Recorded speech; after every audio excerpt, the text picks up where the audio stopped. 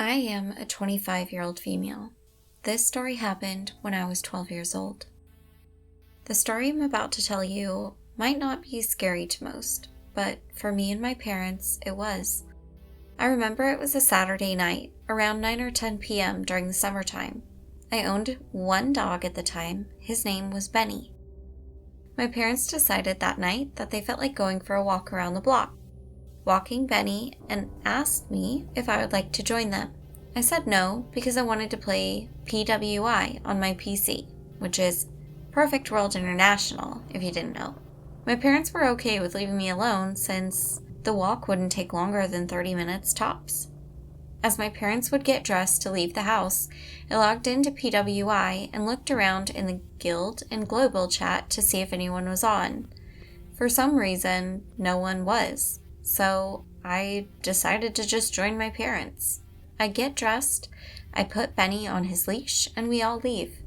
I'd like to mention that I live in an apartment building that had 10 floors, and we lived on the very first floor.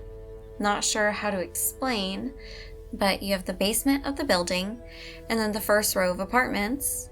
Basically, you enter the building and are already facing apartments. I lived in the very first one. I remember always hating that because whoever would pass by our door, we would hear them at any time, day or night. Whoever was lurking at night, we would hear them. It was somewhat eerie to live on floor 0. Anyways, we leave the house. My dad closes the door, and we had 3 keyholes and a steel bar that would block the door from the inside. The bar covered half of the door. Precautions were my father's obsession. We exit the building and enjoy our walk.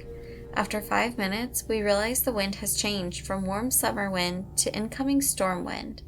My mom makes the call to go back home, as Benny already did all of his duties. So we all return. We open the building door, climb the 5 small stairs to our door, and attempt to open it. And my father does the following: unlocks the first 3 locks, then attempts to unlock the metal bar that holds the door locked. At that moment, my father pauses, turns around at us with the most serious face I've ever seen on him, and whispers to us to call the police and ring the neighbor's door. My mom goes to the second apartment, and the neighbor, who I will call Ted, comes out asking my father what happened. My dad whispered to him, covering the see-through hole of the door, "Someone is in our house. They're holding the door. Please stay here with my family and attempt to open it. I will be back." After saying that, I see my father rush all by himself around the building in the dark. I say dark because we didn't have a street light on the side of our apartment facing the block garden. My dad disappears into the darkness. I go outside too, not following him too much, but only to hear if he's in trouble. As soon as I get out, I hear him shout, "Hey, you! Come back! Who the hell do you think you are? I called the police!" And at the same time I hear him shout, I look at Ted, who manages to open the door and enter the house. I go after them and enter my house. It no longer felt like my house. In just 15 minutes, while we were walking, the home invaders made a complete mess of our home. All of our shelves and wardrobes were pulled out, our clothes scattered all over the house. Benny's dry food was all over the floor, indicating they must have tripped in his bowls, probably not knowing we owned a dog. But what scared me the most was how organized they were. I say they because after seeing the disaster that was left behind, we knew it was impossible for just one person to hold the door, steal, and organize what they want to take with them. I say organize because the thieves put in our living room, all packed and ready, what they wanted, but couldn't steal. On the couch, they placed our laptops, one of our TVs, my father's collection of coins, our phones, chargers, wallets, and even my father's camera. He's a photographer, and that week had to attend a wedding. They didn't have enough time to steal all of that, so they just settled with some of my mom's jewelry and some pocket money. After seeing this, in my silly child mind, I rushed to my room to check my piggy bank. I always saved up money from whatever chores I did. It wasn't much, but it was my work and savings, and at the time I thought they stole it too. When I entered my room, I see the metal bars covering my windows are cut open, and my window is broken. This is how they entered, through my room. My room is the only room facing the side of the building, and the one most secluded from view.